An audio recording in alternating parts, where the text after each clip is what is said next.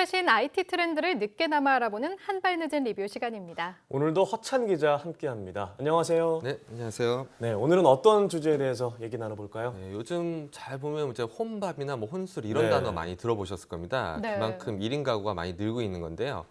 여기에 맞춰서 요즘 보면 뭐 1인 간편식부터 1인용 주거공간까지 많이 등장하고 있는데요.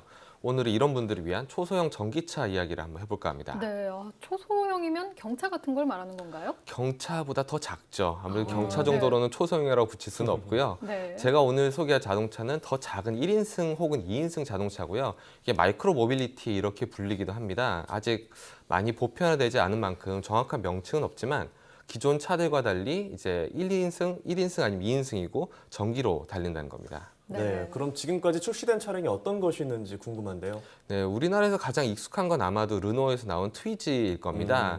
우리나라에서는 지난해 판매를 시작했지만 유럽에서는 이미 2012년부터 출시되고 당시 12,000대 정도 팔리는 정도로 인기가 많았는데요. 네. 네, 최고 시속 80km로 달릴 수 있고 주행 거리는 한 번 충전에 한 55km가량 됩니다.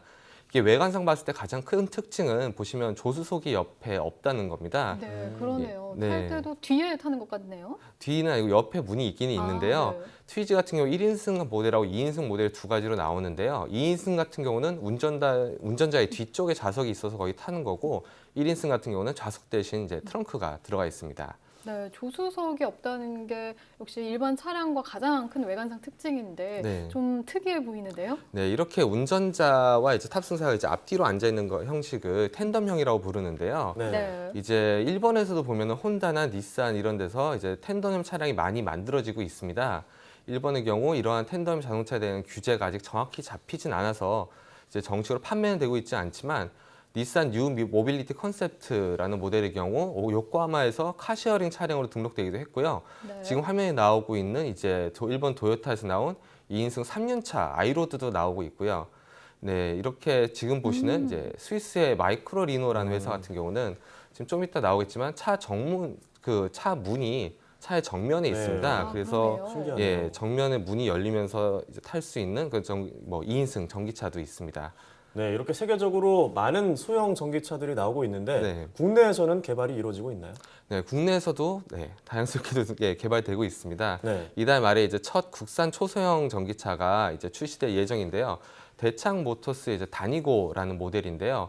대창 모터스를 잘 모르시는 분들 위해서 간단하게 설명을 하자면 네. 뭐 골프장 같은 데서 사용하는 전동 카트나 저에게 아주 친숙한 그 야쿠르트 차를 제작하는 회사입니다. 오늘 아침에도 봤습니다. 네, 네. 그 다니고라고 하면 왜 뭐 이 차를 타고 다닌다 해서 다니고인 건가요? 이름이 네, 귀여운데요. 비슷한데요. 네, 우리나라 말로 다니다 플러스 영어로 다니다인 고를 붙여가지고 다니고라고 하는데요. 아, 그렇군요. 네, 다니고 같은 경우 이제 근거리 이동에 특화된 차량인데요. 어떤 차량인지 우선 개발진으로부터 직접 한번 들어보겠습니다.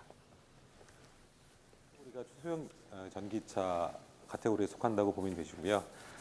주 용도는 학교를 다니거나 아니면 회사를 출퇴근하거나 아니면 마트에 다니거나 다니는 용도의 차라고 보시면 될 것 같습니다.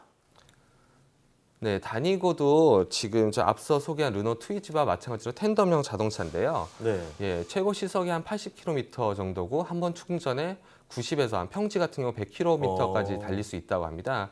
뭐 이 정도면 최근 나오고 있는 초소형 전기차들과 비교해도 성능 면에서 떨어지지 않는 건데요. 다니고가 이제 다른 전기차들보다 돋보이는 부분이 있다면 다니고가 갖추고 있는 다양한 옵션일 겁니다. 네, 네. 어떤 네. 것들이 있죠? 네, 아까 방금 전에 이제 영상을 보셨다면은 마이크로 리노를 제외하고는 자세히 보시면 뒷유리뿐 아니라 운전석 옆에 창문도 없다는 걸 보실 수 있었을 겁니다. 창을 내린 게 아니라 아예 없는 네, 거였어요? 없는 겁니다. 네. 근데 이제 초소형 전기차 같은 경우는 배터리 사용이 어느 정도 제약이 있으니까 무게나 이제 이런 거 이제 무게나 부피를 줄이기 위해서 그런 건데요. 그런 부분을 어느 정도 극복했다고 볼 수 있습니다. 또 지금 보시면은 유일하게 에어컨과 히터가 가능한데요. 네, 우리나라는 뭐 나름대로 혹독한 여름과 겨울이 있지 않습니까? 네. 근데 하지만 그동안에 이제 전기차 초소형 전기차 같은 경우는 에어컨이 없었습니다. 없었군요. 엄청 네. 큰 장점이네요. 필수 아닌가요? 네, 그렇습니다. 네, 그런데 일반 차도 이 에어컨 같은 경우를 켜면 연비가 떨어지잖아요. 네. 전기차는 어떤가요? 예, 전기차도 마찬가지입니다. 근데 다니고 같은 경우 이제 네. 에어컨을 켜게 되면은 한 뭐 30% 정도 배터리가 더 단다고 하는데요. 아, 이제 켜고 달릴 경우 뭐 60km 정도 주행할 수 있는 건데 조금 아쉽기는 하지만 그래도 없는 것보다는 훨씬 낫죠. 그렇죠. 뭐 여름철에 에어컨이 없다, 겨울철에 히터가 없다는 거는 운전자로서는 뭐 상상할 수 없는 네. 일이잖아요. 네, 이 밖에도 이제 좁은 공간 안에 나름대로 또 뒤로 이제 후방 지차를 편하게 해서 후방 카메라도 어. 탑재돼 있고요. 네. 네, 앞으로 정식으로 출시될 때는 내비게이션을 옵션으로 또 제공할 계획이라고 합니다. 뭐 그 외에 뭐 다른 뭐 비상등이나 라이트 뭐 이런 부분들은 일반 네. 자동차와 거의 같다고 보시면 될 겁니다. 네, 정말 다른 전기차보다 옵션이 빵빵하네요. 네. 일반 차와 정말 차이를 못 느끼겠어요. 네. 그러면 가장 중요한 게 주행 성능이잖아요. 네. 직접 혹시 운전해 보셨나요? 네, 오늘 그거 자랑하려고 나온 건데요. 아, 네. 네, 아직 정식으로 출시되지 않은 만큼 제가 뭐 네. 도로에서 직접 많이 어. 달리지는 못했지만 네, 공장 주변을 찾아가서 이제 제가 다닐 수 있었는데요. 네, 어떻게 운전하는 방식이 일반 자동차와는 차이가 없나요? 근데 차이가 없다고 보시면 됩니다. 뭐 아. 변속 기아가 없는 거는 있는데 어차피 뭐 전진하면 전진, 후진하면 후진인 건데 네. 전기차의 이제 특성상 한 번 밟으면 밟는 대로 나가거든요. 네. 그래서 은근히 운전하기가 훨씬 좀 편했습니다. 일반 차량보다는. 네. 그리고 제가 지금 뭐 오늘이 아니라 그날 운전한 날 비가 조금 왔는데요. 차가 작고 해서 혹시라도 좀 미끄러지지 않을까 네. 이런 걱정도 했는데 뭐 그런 걱정은 할 필요는 없었던 것 같습니다. 뭐 심리적인 불안인 거지 코너를 돌 때도 일반 차량처럼 안정감이 있고 뭐 큰 차이를 느끼기는 뭐 어려웠습니다. 네. 근데 화면을 보니까 차 위에 뭐가 또 달려 있네요. 아, 그건 이제 저희가 이제 보통 차에 이제 트렁크가 네. 이게 따로 없다 보니까 아. 따로 수납 공간을 이제 차 천장에 아. 이제 마련한 그런 그것도 하나의 옵션입니다. 아, 굉장히 공간 활용을 알뜰하게 했네요. 네, 네. 그리고 이렇게 쭉 보면 일반 차와는 별 차이가 없어 보이는데요. 타면서 불편한 점은 없었나요? 네, 아무래도 바퀴가 작다 보니까 네. 승차감면이나 이런 데서는 좀 불편했죠. 네. 뭐 길이 험하면은 운전하기는 좀 어려울 겁니다. 사실 뭐 그렇게 심한 건 아니지만 일반 사용차랑 비교하는 것 자체는 안 되고요. 노면의 충격에 조금 더 민감합니다. 일반적으로 한 30에서 40km 정도 시속으로 달릴 때는 괜찮았지만 60km를 넘어가는 순간 조금씩 이제 충격이 몸에 전해지기 아. 시작하는데요. 네, 화면을 봐도 좀 흔들림이 네. 느껴지네요. 네, 그렇습니다. 근데 이제 뭐 저희 카메라맨이 뒤에 좀 좁은 공간에 앉은 탓도 아, 있는데요. 네, 뭐 하지만 제가 운전한 길이 지금 보시면 이렇게 그렇게 잘 닦인 길은 아니거든요. 네. 일반 도심에서는 이 정도로 심하게 손들리지 않을 거지만 아예 충격이 없다 이렇게 생각하실 수는 없을 겁니다. 네.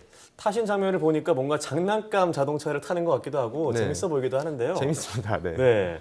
그런데 이런 초소형 전기차가 일반 차보다는 또 작고 속도는 또 덜 나가는데 법에는 어떻게 적용되는지 궁금하네요. 초반에도 말씀드렸지만 아직 뭐 정확한 명칭조차 없다고 말씀드렸잖아요. 네. 지금 1, 2인승 전기차 이런 초소형 전기차도 경차로 일단 분류가 됩니다. 물론 규정도 따로 없고요. 하지만 이제 뭐 좀 긴 법명이 있는데 자동차 및 자동차 부품의 성능과 기준에 관한 규칙 여기에 보면 국내에 따로 어떠한 기준이 마련되어 있지 않더라도 해외 기준을 적용할 수가 있는데요. 우리나라 같은 경우는 어느 정도 초소형 전기차가 보급된 유럽의 이제 기준을 따르고 있습니다. 뭐 네. 그 기준에 따라 뭐 크게 다를 건 없지만 뭐 자동차 전용 도로나 고속도로 이런 데서는 물론 주행할 수가 없습니다. 네, 아무래도 안전 문제가 네. 있으니까요. 네. 그런데 이렇게 지금까지 쭉 살펴보니까 이런 초소형 전기차는 앞서 말씀해 주신 대로 간단한 그 멀지 않은 거리를 출퇴근하거나 마트에서 장을 볼 때 유용할 것 같아요. 네, 뒤에 그렇습니다. 짐도 실을 수가 있고요. 예. 혼자 장 보러 갔을 때가 아주 유용할 것 같습니다. 네. 그런데 궁금한 게 휘발유나 경유차를 이렇게 초소형 차로 만들 수도 있는데 왜 전기차로 만드는 거죠? 네, 과거에는 뭐 휘발유 차량도 있었는데요. 우선은 경제성을 이유로 들 수 있습니다.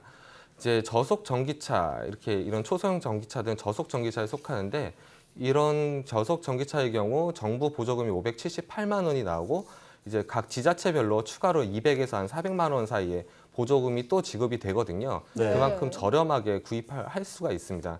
그리고 전기료 역시 뭐 휘발유나 뭐 어떠한 경유보다 훨씬 저렴합니다. 한 10,000km 달렸을 때 10만 원이 안 나온다고 볼 수 있고요. 네. 다른 하나 이제 뭐 이게 제일 중요한 건데 환경을 지키기 위해서죠. 네, 중요한 네. 부분이네요. 네, 그래서 전 세계가 이제 친환경 전기차로 넘어가 있는 것도 그런 이유고요. 네. 이미 유럽 같은 경우는 2030년이면 전기차 이외의 차량을 금지하려는 그런 계획도 세우고 있습니다. 뭐 프랑스, 네덜란드, 뭐 영국, 독일 뭐 여러 나라가 동참하고 있고요.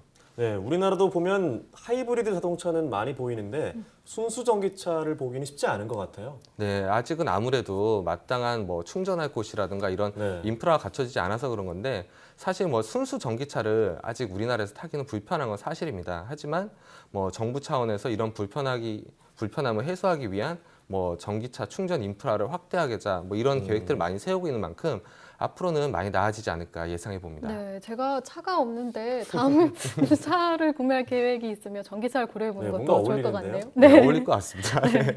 충전소와 같은 이런 편의시설 부족한 부분이 좀 빨리 확충이 돼서 많은 분들이 전기차를 일반 차만큼 이용할 수 있었으면 좋겠네요. 오늘 말씀 고맙습니다.